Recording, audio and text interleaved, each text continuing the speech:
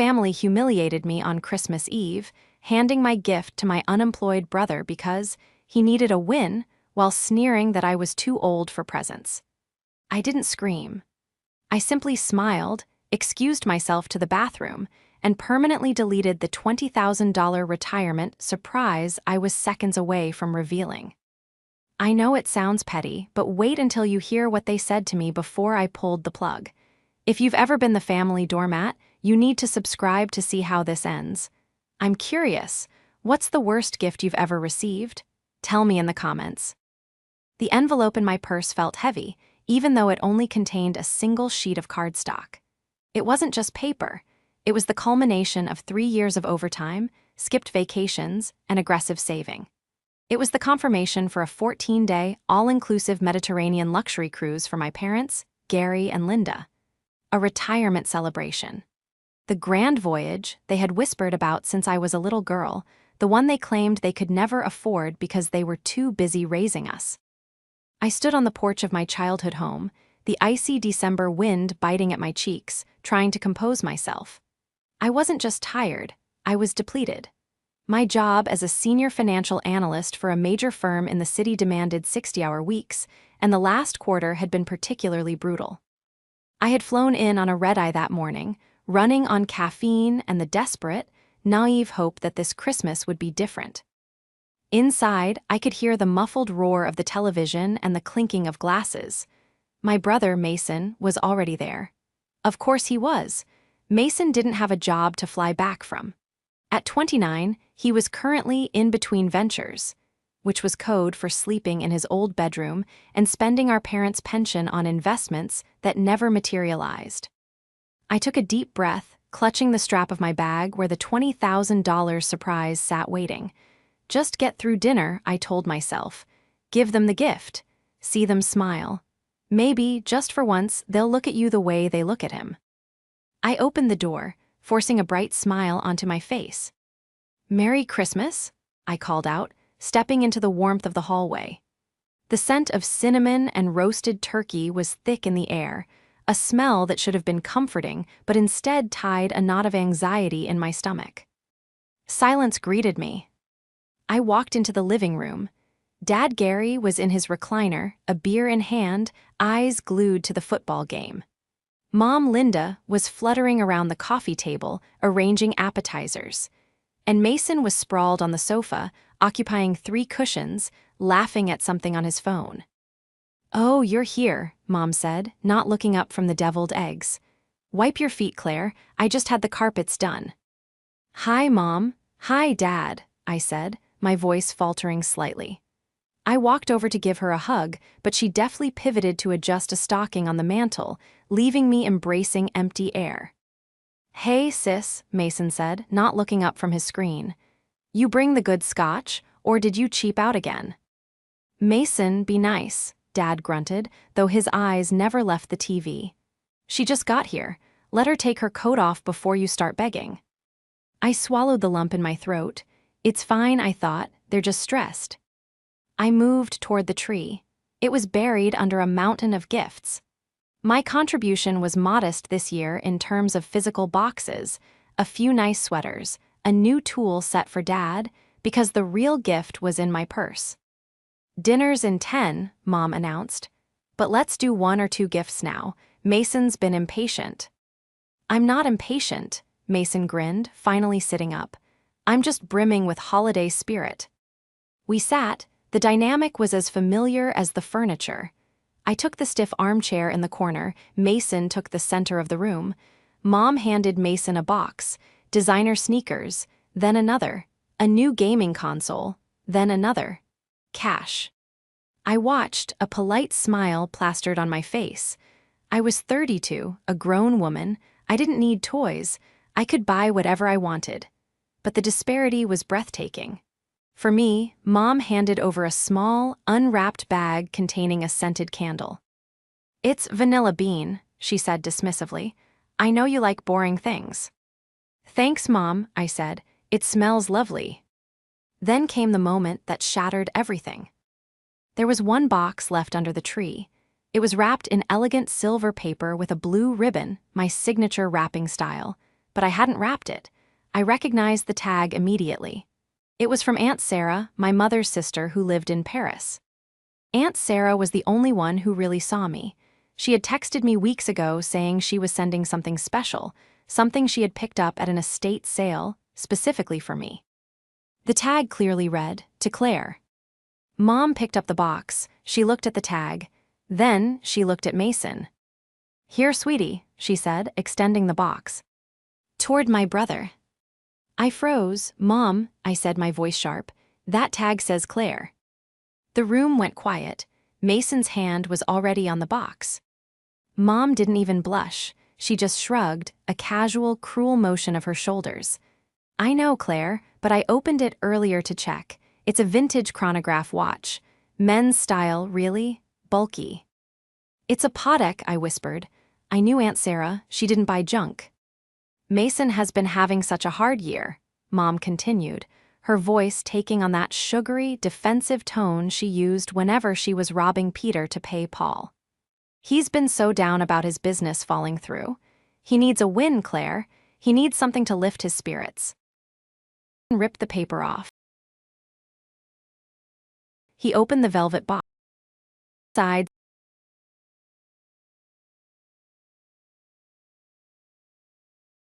a stunning vintage timepiece, easily worth $5,000. "Whoa," Mason said, whistling. "Sick." He slipped it on his wrist. It didn't even fit properly. It slid down his forearm. "Thanks, Mom." "Mom," I said, standing up. My legs felt shaky. "That was my gift from Aunt Sarah. You can't just give it to him." Dad muted the TV. He turned to me, his face twisting into a scowl of annoyance. "Claire, stop making a scene. It's Christmas." "I'm not making a scene, I'm stating a fact," I argued, my voice rising. "That is my property. It has my name on it." "He'll appreciate it more," Mom said, cutting me off with a wave of her hand as if swatting away a fly. "You have a job, Claire. You have money. You can buy yourself 10 watches if you want. Mason has nothing right now. Look at him. Look how happy he is." "She's right, sis," Mason said, holding his wrist up to catch the light. "Don't be greedy. You're always counting pennies." "I am not." "You're too old for presents anyway," Dad interrupted, his voice booming. "Grow up, Claire. You're in your 30s. You should be giving, not taking. Expecting a handout at your age. It's embarrassing." The words hit me like physical blows. Embarrassing. I looked at them, the tableau of my family. My father judging me for wanting a single token of affection. My mother stripping me of my identity to clothe my brother's ego. And Mason wearing my theft on his wrist, grinning like the cat who got the cream. I felt the envelope in my purse burn against my hip. The cruise. The $20,000 gesture of love I was about to bestow upon these people. "You're too old for presents." Something inside me snapped. It wasn't a loud snap. It was the quiet, metallic click of a vault door closing forever. "You're right," I said. The sudden calmness of my voice surprised even me. I sat back down, I smoothed my skirt. I looked at Dad, then Mom, then Mason. "I am too old for presents," I repeated, forcing the corners of my mouth up into a smile. "I'm sorry, I was being selfish. Merry Christmas, Mason. Enjoy the watch." Mom let out a sigh of relief. "See, was that so hard? Now let's eat." "Actually," I said, checking my phone, I don't feel well. I think the flight really took it out of me. I'm going to wash my face." "Don't take too long," Dad grumbled, turning the volume back up. I walked to the downstairs bathroom and locked the door. I turned on the faucet so they wouldn't hear me. Then, I pulled out my phone. I didn't cry. I didn't shake. My hands were perfectly steady as I opened the travel agency app. The bathroom was a shrine to my mother's superficial perfectionism, guest towels that were never to be touched, soaps shaped like seashells that had gathered dust for a decade. I stared at myself in the mirror. The fluorescent light was unforgiving, highlighting the dark circles under my eyes that makeup couldn't hide. I looked successful, professional, and utterly hollow. "He'll appreciate it more." The sentence replayed in my mind on a loop, each repetition sharpening my resolve. It wasn't about the watch. I could buy the watch. It was the principle. It was the casual erasure of my existence. To them, I wasn't a daughter. I was a utility. I was the backup generator that kept the lights on when Mason blew a fuse. And Mason was the main attraction. I looked down at my phone. The app was open. Booking reference, 88,392G status, confirmed. Passenger S, Gary Miller, Linda Miller. Total cost, $19,850. I had booked the presidential suite. Balcony, butler service, unlimited excursions. It was non-refundable in cash, but because I had purchased the elite travel insurance. Ironically, to protect them in case of health issues, I could cancel for any reason up to 24 hours prior for a full credit to my account. The trip was scheduled for January 5th. I was well within the window. My thumb hovered over the red cancel booking button. A memory flashed, Dad at my college graduation, looking at his watch, complaining that the ceremony was too long. Mom at my promotion dinner, spending the entire meal talking about Mason's new DJ career. You're too old for presents. Okay, Dad, I whispered to the empty room. I'm too old for presents. You're definitely too old for a $20,000 vacation on my dime. I pressed the button. A confirmation box popped up. Are you sure you want to cancel? This action cannot be undone.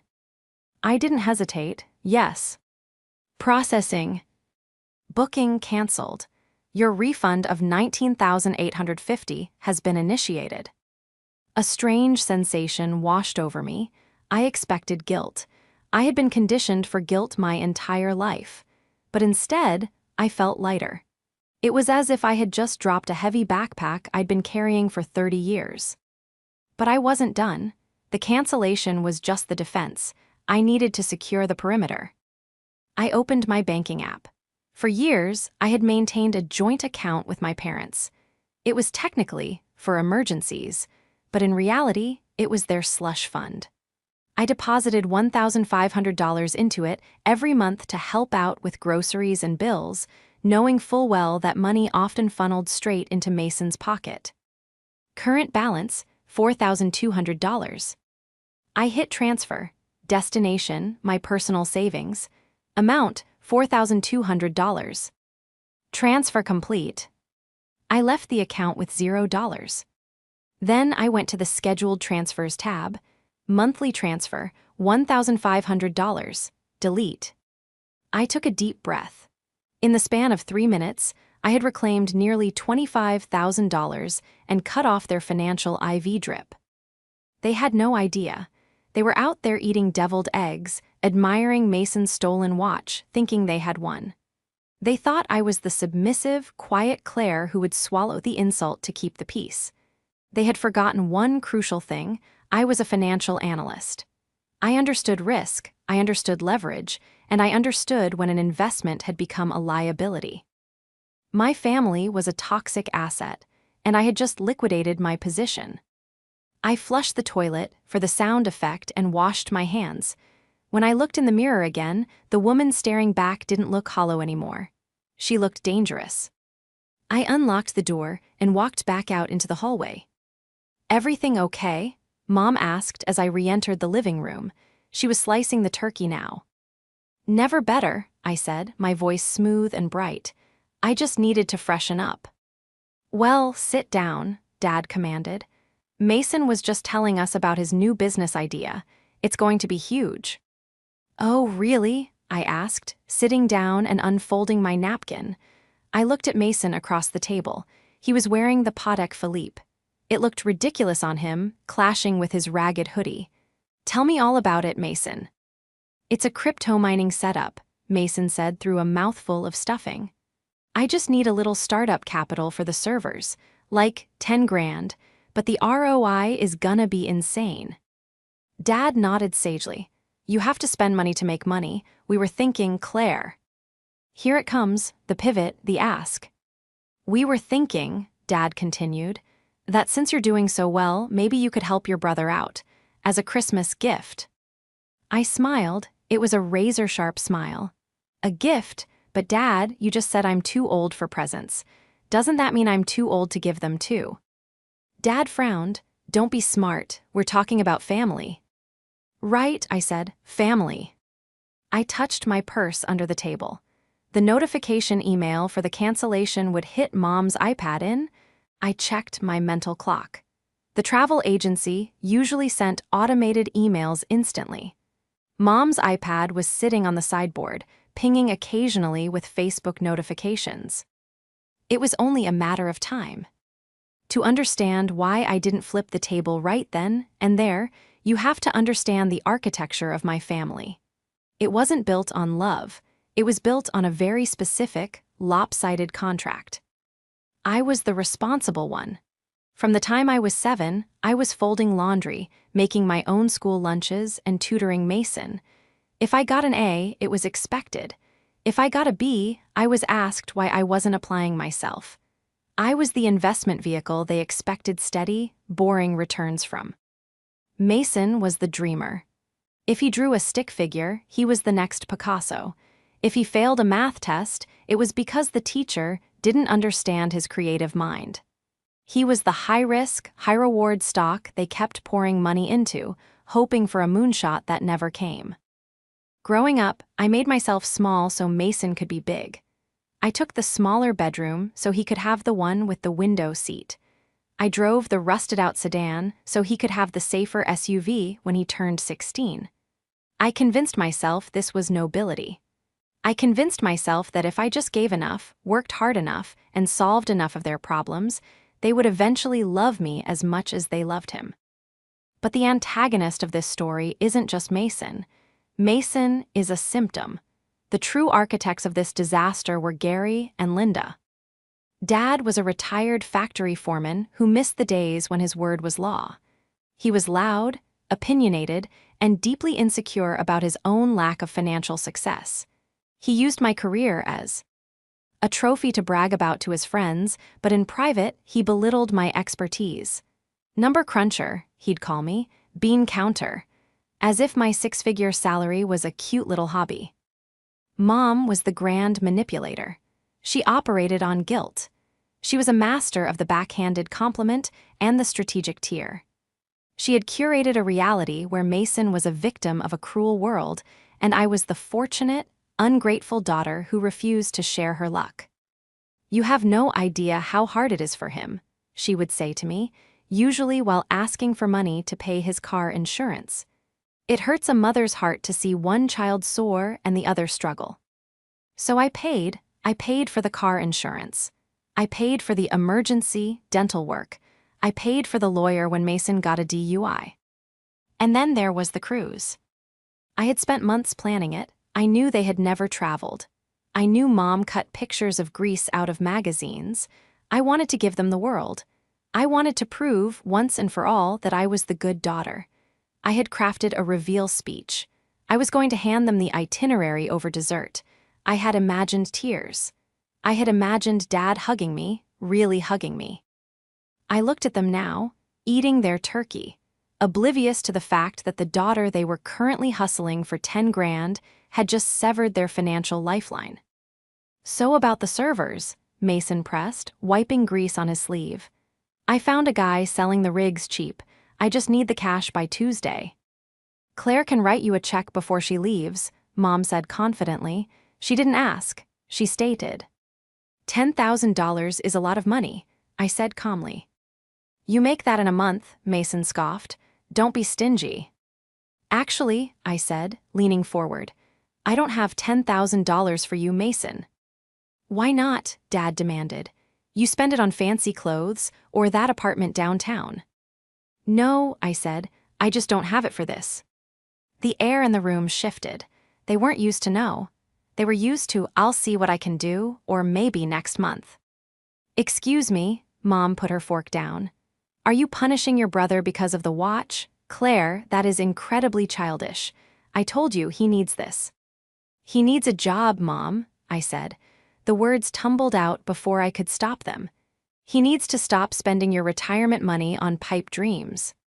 It's not a pipe dream, Mason yelled, slamming his hand on the table. The Podek rattled against the wood. You're just jealous because you're a corporate drone and I'm an entrepreneur. You're unemployed, Mason, I shot back. And that watch on your wrist, it's stolen property. Enough, Dad roared. He stood up, his face turning red. I will not have this disrespect at my table. Your brother is trying to build something. You should be supporting him, not tearing him down. You think just because you have money you're better than us. I never said that, I said, my voice trembling slightly. You act like it, Dad spat.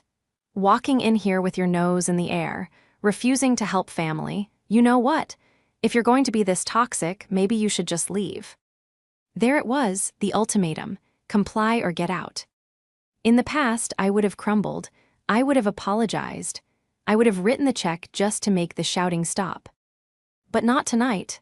Tonight, I had a secret weapon. Tonight, I knew something they didn't. You want me to leave? I asked softly. If you can't be supportive, yes, Mom said, her lips a thin line. Go back to your fancy apartment. We'll enjoy Christmas without your negativity. Okay, I said. I stood up, I picked up my purse. Wait, Mason said, looking panicked. What about the check? Mason, Mom hissed. Let her go, she'll come back, she always comes back. She'll feel guilty by tomorrow and transfer the money. I looked at Mom, her arrogance was blinding. She truly believed she owned me. Goodbye, Mom, goodbye, Dad, I said. I didn't say goodbye to Mason. I walked to the door. Don't expect a plate of leftovers, Dad yelled after me. I opened the front door and stepped out into the cold night air. I walked to my car, got in, and started the engine. As I pulled out of the driveway, I saw the living room light glowing warm and yellow. I merged onto the highway, heading back toward the city. I turned on the radio. And then, 5 minutes into the drive, my phone buzzed. Then it buzzed again, and again. Incoming call, Mom. Incoming call, Mom. Incoming call, Dad. I didn't answer, I let it ring. The iPad must have refreshed. My phone didn't just buzz, it convulsed. It danced across the passenger seat of my car like a possessed object, the screen lighting up the dark interior of the vehicle in rapid, strobe-like flashes. Ping, Mom, what did you do? Ping, Mom, email says trip cancelled. CLAIRE, answer ME. Ping, Dad, you selfish little witch, pick up the phone. Ping, Mason, dude WTF, Mom is crying, fix this. I kept my hands at 10 and T. Whoa, staring straight ahead at the highway. The white lines blurred into a rhythmic streak. I wasn't crying. I wasn't hyperventilating. For the first time in years, my heart rate was steady. It was the calm of the executioner who has finally dropped the axe.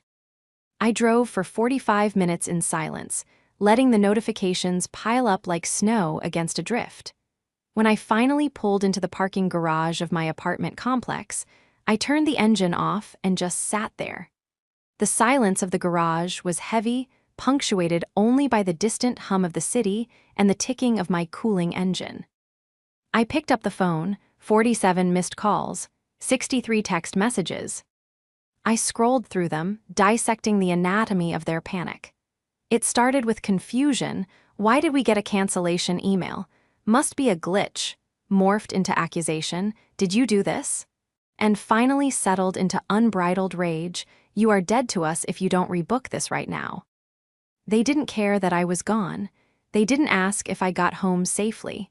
They didn't apologize for the watch or the insults. They only cared that the faucet had been turned off. I took the elevator up to my floor, my mind shifting gears. I was no longer the hurt daughter. I was the analyst. When a client comes to me with a bleeding portfolio, I don't weep for their losses, I look for the leak. I entered my apartment, my sanctuary. It was clean, quiet, and smelled of the expensive reed diffusers I bought for myself because no one else would. I kicked off my heels, poured a glass of water, and sat down at my desk. I opened my laptop. If they were this desperate for $10,000, so desperate they would try to bully me into writing a check immediately after humiliating me, it wasn't for servers. Mason didn't know a server from a toaster. I logged into the banking portal. I had removed myself from the joint account an hour ago, but I still had the login credentials for their primary checking account. I had set it up for them 5 years ago when they couldn't figure out online bill pay. I knew it was a breach of privacy to look, but I needed to know the landscape of the battlefield. I navigated to the transaction history. "Okay, Mason," I whispered to the screen. "Let's see what kind of entrepreneur you really are." The account balance was $412. I scrolled back. The $1,500 I sent every month usually hit on the first. Nav 1, transfer from Claire plus $1,500. Nav 2, withdrawal cash $500. Nav 3, debit purchase Liquor World $124.50. Nav 5, debit purchase GAMESTOP $79.99. Standard parasitic behavior, but then I saw the patterns shift in December. Deck 10, Venmo payment to Big T Invest $2,000. Deck 12, Venmo payment to Big T Invest $1,500. Deck 15, overdraft fee $35.00. Who was Big T Invest? I opened a new tab and ran a quick search on the handle. Nothing on LinkedIn, nothing on business registries. I checked Instagram, private profile, but the profile picture was a stack of poker chips. I went back to the bank statement. Deck 20, cash advance, credit card, deposit plus $5,000. My stomach dropped. They had maxed out a credit card for a cash advance. That came with an interest rate of nearly 30%. Deck 20, Venmo payment to Big T Invest $5,000. They had burned through $5,000 of borrowed money in seconds. And today, they wanted $10,000 more from me. I sat back, the pieces clicking together. This wasn't a business. It wasn't crypto. Mason was gambling, and he was losing bad. The servers were just the cover story Mom and Dad had swallowed, or perhaps the lie they were helping him spin. I needed more than just bank statements.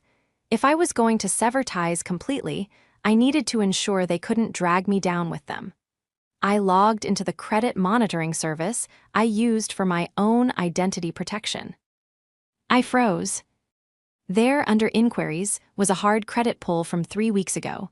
Lender, Quick Cash Auto Loans. Applicant, Claire Miller. I hadn't applied for a car loan. My car was paid off. I felt a cold sweat prickle at the back of my neck. They hadn't just insulted me. They hadn't just taken my money. Someone, and I had a very good guess who, was trying to use my creditworthiness to plug the hole in their sinking ship. I wasn't just dealing with a toxic family anymore. I was dealing with financial fraud. I picked up my phone. I didn't call Mom. I didn't call Dad. I called my lawyer, David. It was Christmas Eve, and I knew his rates would be double, but I didn't care. "David," I said when he answered, his voice groggy, "I need to freeze everything, and I need to draft a cease and desist. Tonight." I didn't sleep. I spent the night changing passwords, locking credit files, and disputing the inquiry on my credit report. By the time the sun rose on Christmas morning, the sky was a bruised purple, matching the dark circles under my eyes. I expected a text. I expected a call. I didn't expect the poo. Ending on my door at 8:00 a.m. "Claire, open this door. We know you're in there." It was Dad. His voice wasn't festive, it was thunderous. I walked to the door. I checked the peephole. It wasn't just Dad. Mom was there, looking frantic, her makeup from yesterday smeared. And Mason stood behind them, hands in his pockets, looking less like a hotshot entrepreneur and more like a cornered animal. I unlocked the deadbolt and opened the door, but I didn't step aside. I stood in the threshold, blocking their entry. "Merry Christmas," I said flatly. "Merry Christmas?" Dad practically spat the words. He pushed past me, forcing me to step back or be trampled. "You think this is funny? You think ruining your parents' retirement is a joke?" They spilled into my living room, bringing a chaotic energy that disrupted the peace I had cultivated all night. "We got the email, Claire," Mom said, her voice trembling with a mix of rage and tears. It says the refund was processed to the original form of payment. To you. Yes, I said, leaning against the kitchen island, crossing my arms. That's how refunds work. That was our trip, Mom screamed. You gave it to us. You can't just take it back because you got your feelings hurt over a stupid watch. It wasn't about the watch, Mom, I said calmly. It was about what you said. You said I was too old for presents. You said I should be giving, not taking. So I listened. I decided to stop taking the burden of your retirement on my shoulders. You vindictive little. Dad stepped forward, his finger raised. I raised you better than this, to be this petty over a gift. It's $20,000, Dad, I said. That's not petty. That's a down payment on a house. That's my freedom. And honestly, I realized last night that I can't afford to send you on a luxury cruise. Not when I have to save up to fix the identity theft issue I just discovered. The room went dead silent. Mason's head snapped up. His eyes met mine, and for a second I saw pure terror. Identity theft, Mom asked, blinking. What are you talking about? Someone tried to take out a car loan in my name 3 weeks ago, I said, keeping my eyes locked on Mason. Quick cash auto loans. Ring a bell, Mason. I don't know what you're talking about, Mason stammered, looking at the floor. Probably a hacker, with all the data breaches. Stop it, I said, my voice dropping an octave. I checked the IP address on the application, Mason. It came from the house, from the Wi-Fi network I pay for. Mason, Dad turned to him. What is she saying? She's lying, Mason yelled, his face turning blotchy red. She's just making stuff up to justify stealing your vacation money. She's trying to frame me. And the $10,000, I pressed. The servers, I know about Big T Invest, Mason. I saw the Venmo history on Mom and Dad's account. Mom gasped. You looked at our bank account. Yes, I did, I said. And it's a good thing I did. Because your entrepreneur son has gambled away $5,000 of your credit card money in the last 2 weeks alone. The $10,000 he wanted from me, it wasn't for hardware. It was to pay off a bookie. Mom looked at Mason. She looked at me. Then, in a move that I should have predicted but still managed to stun me, she turned her anger back on me. So you spied on us, she hissed. You invaded our privacy. I saved you from bankruptcy, I countered. Mom, he's bleeding you dry. He made a mistake, Mom shrieked, stepping between me and Mason like a human shield. He's under a lot of pressure. He's trying to make something of himself, and sometimes you take risks. If you had just given him the money, he wouldn't have had to look elsewhere. I stared at her. Are you serious? You're blaming me for him gambling. You have so much, Dad grumbled, shaking his head. You sit here in this high-rise with your fancy furniture and your 6-figure job, and you can't help your brother out of a jam. You have to humiliate him. You have to call the police on him. I haven't called the police yet, I said, but I did freeze my credit. You need to fix this, Dad commanded.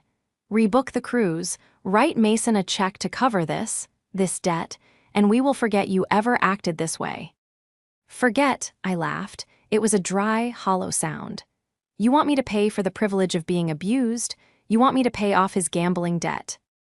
It's what family does, Mom insisted. We help each other, we forgive. No, I said. You forgive him, you use me. There's a difference. If you don't help him, Dad said, his voice lowering into a threat, don't bother coming around anymore. No Sunday dinners, no holidays. You'll be alone, Claire. Is that what you want?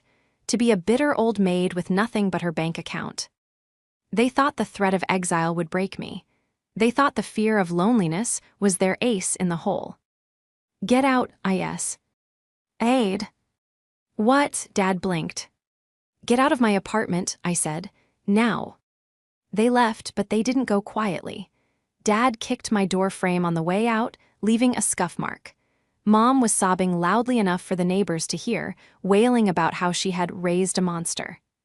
Mason just hurried out, looking back at me with a glare that promised retaliation.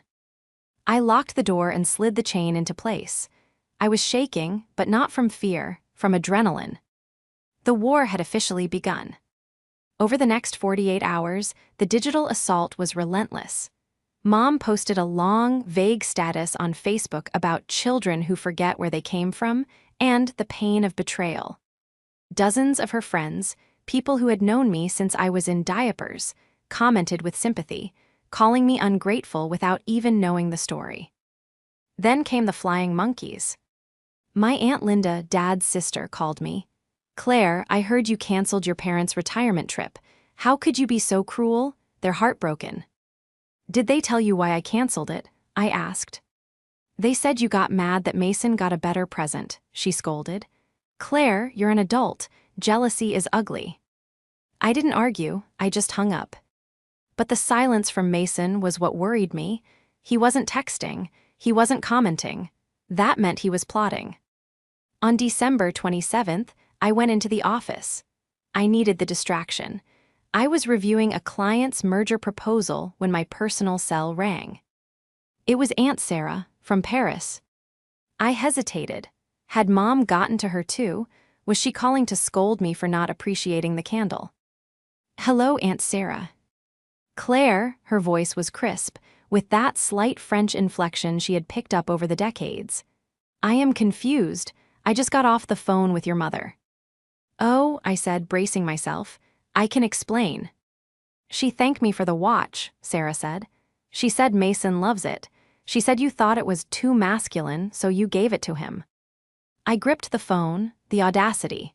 They weren't just stealing, they were rewriting history to cover their tracks. "Aunt Sarah," I said, my voice shaking. "That's a lie. They gave it to him. I begged them not to. It had my name on the tag." There was a long silence on the other end. "I see," she said. "And the cruise? Linda told me you promised them a cruise and then canceled it because you were having mental health issues." "I canceled it because they told me I was too old for presents," I said. "And because I found out Mason has been stealing from them and tried to steal from me." "Stealing?" Sarah asked sharply. "Gambling," I corrected, "and identity theft." "Claire," Sarah said, her tone shifting from confused to steely. "That watch, it was my late husband's. It was not just a gift. It was an heirloom. I sent it to you because you are the only one in that family who understands the value of time and hard work. I specifically told Linda not to let Gary get his hands on it." "Mason is wearing it right now," I said. "He's scratching it up while playing video games." "I am going to make some calls," Sarah said. "Do not let them bully you, ma chérie. You are stronger than them." Hanging up with her gave me a second wind. I wasn't alone. I had an ally. But then the other shoe dropped. I received an email alert from my bank, not the one I shared with my parents, but my personal, primary checking account. Alert: suspicious activity detected. Attempted transaction, $4,900 Venmo. Status: declined. I logged in frantically. Someone had tried to link my primary checking account to a new Venmo profile. They had my account number and routing number. Ow. Then I remembered. A year ago, I had written a check to Mason for his car repair. He had mobile deposited it. He still had the physical check. He had the numbers. He wasn't stopping at the credit application. He was trying to drain my liquid cash. This was no longer a family squabble. This was active warfare. I called David again. "It's escalated," I told him.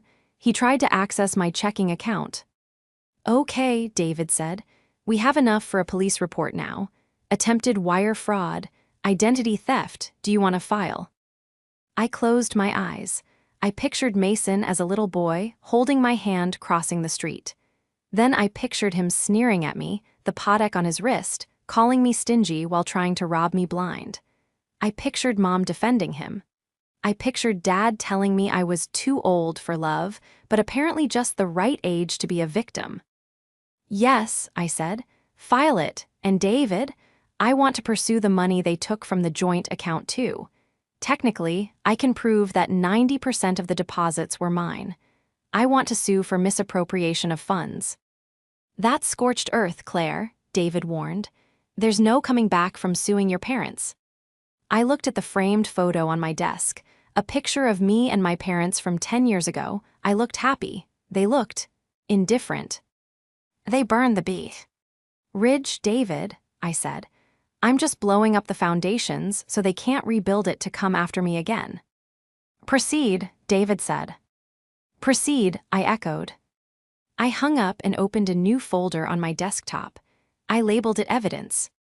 Into it went the screenshots of the texts, the bank statements showing the gambling debts, the credit inquiry, the declined Venmo transaction. I was building a fortress, and the next time they came knocking, I wouldn't just open the door. I would hand them a subpoena. I checked the time. It was 5:00 p.m. I had one more thing to do. I needed to let them know that the game had changed. I sent a single text to the group chat, including Mom, Dad, and Mason. I just got the alert about the attempted Venmo transfer from my checking account. I know it was you, Mason.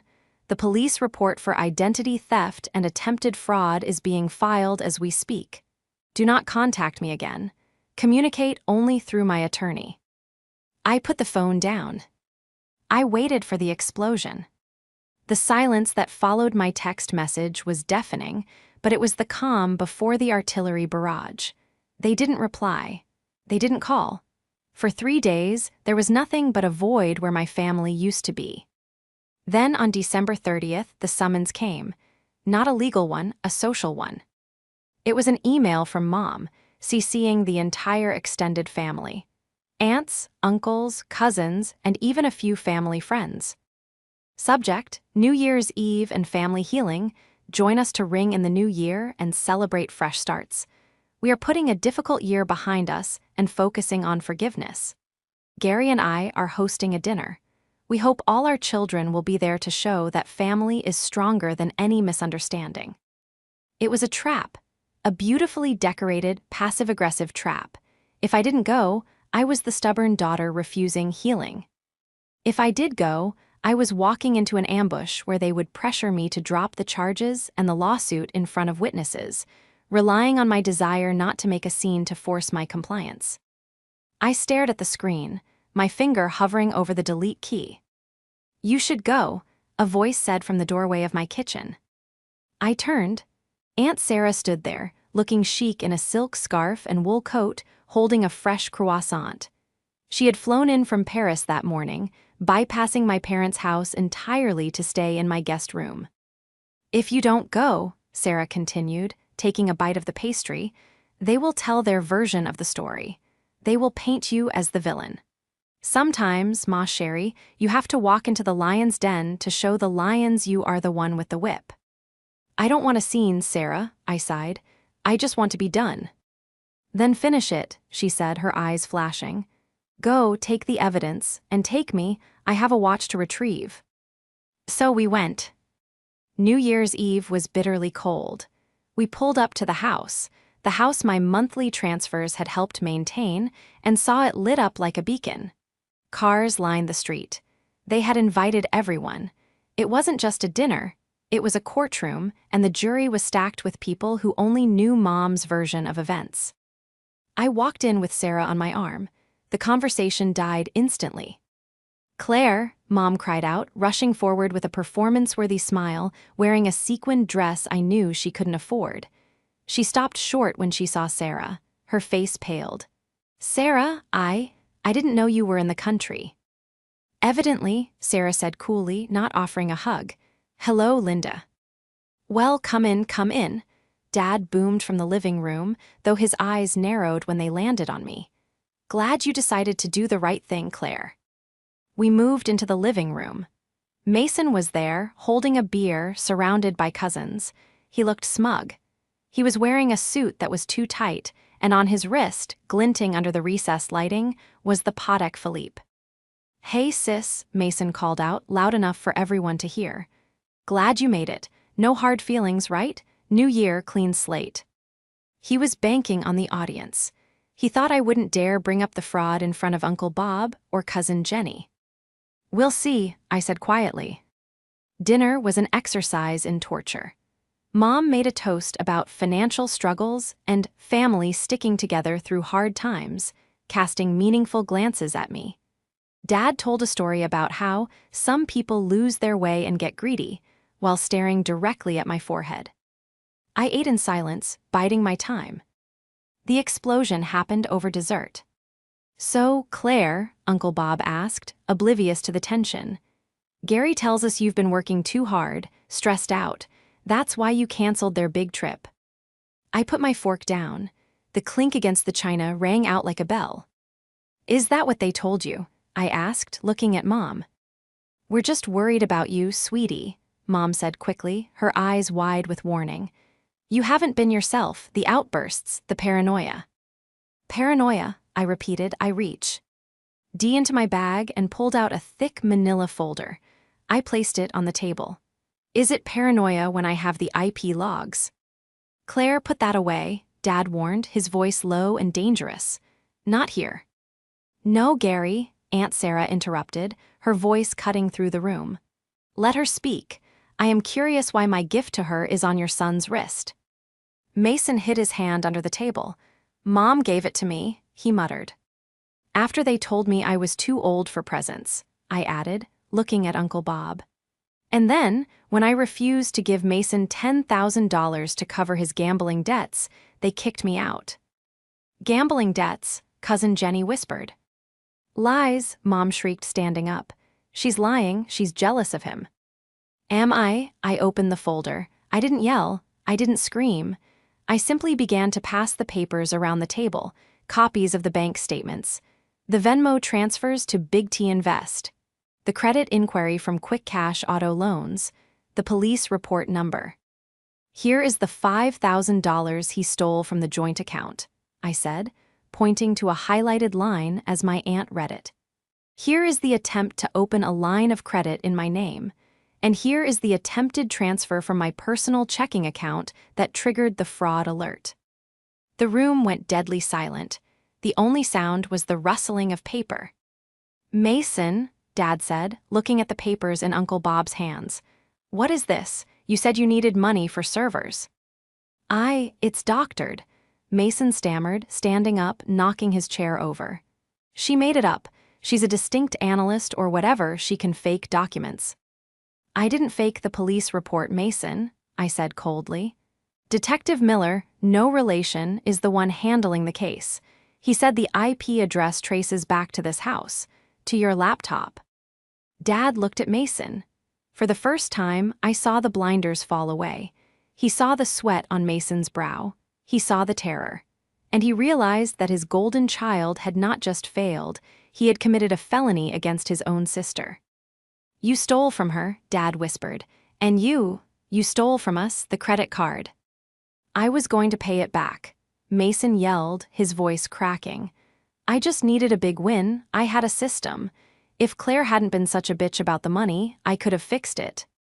"Don't you dare speak to her that way," Aunt Sarah said, standing up. She walked over to Mason. She was a foot shorter than him, but she loomed like a giant. "Give me the watch." "It's mine," Mason sneered, clutching his wrist. "Mom gave it to me." "It was never hers to give," Sarah said. "It belonged to my husband, a man who worked for everything he had. You are a thief and a coward. Take it off, or I will call the police myself and add possession of stolen goods to your list of charges."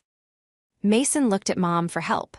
Mom was slumped in her chair, weeping into her napkin, unable to look at anyone. Slowly, furiously, Mason unbuckled the watch. He slammed it onto the table. "Fine," he screamed. "Take it, take everything. You all want me to fail anyway." "No one wanted you to fail, Mason," I said, my voice steady. "We just wanted you to grow up, but it's too late for that now." I stood up. I looked at the extended family, my aunts and uncles who were looking at my parents with a mixture of pity and disgust. The facade was gone. The perfect family, myth my mother had cultivated for decades, was shattered, lying in pieces among the cake crumbs. "I'm leaving," I said. "Happy New Year." "Claire, wait," Dad said, his voice broken. He looked old suddenly, defeated. We can work this out, don't leave like this." "There's nothing to work out, Dad," I said. You made your choice on Christmas Eve. You chose the thief. Now you have to live with him. I took the watch from the table, handed it to Sarah, and we walked out. The silence followed us all the way to the car. The fallout was swift and absolute. Mason was arrested 3 days later. It turned out I wasn't the only one he had tried to defraud. There were 2 other credit cards in Dad's name that had been maxed out, and a loan shark who was much less polite than I was had started making threats. Faced with the mountain of evidence I provided, and the pressure from the other creditors, Mason took a plea deal. He avoided prison time by agreeing to 5 years of probation, mandatory gambling addiction counseling, and restitution. But the restitution was a joke. He had no money. The burden fell, as it always did, on Gary and Linda. But this time, I wasn't there to bail them out. To pay off the loan shark and the credit card debt to avoid a lawsuit, my parents had to sell the house. The house I had grown up in. The house they had planned to retire in. They downsized to a 2-bedroom rental in a less desirable part of town. I didn't help them move. About 3 months later, I met Dad for coffee. It was the first time I had seen him since the party. He looked thinner. His bravado as gone. "Your mother misses you," he said, stirring his black coffee. "She cries every day." "She misses the ATM, Dad," I said gently. "She misses the security I provided." "That's not fair," he said, though he didn't argue with much conviction. "We messed up, Claire, we know that. Mason has problems, we were blind." "You weren't blind," I corrected him. You were willing to sacrifice me to save him. That's what I can't forgive." He sighed, looking out the window. "Is there any chance? I mean, the rental is expensive, and with the inflation." He was asking again, even now. "No," I said. I placed a hand on his, not in affection, but in a gesture of finality. "I am not your retirement plan anymore. You have your pension. You have Social Security. You have each other. Figure it out." I stood up. "I have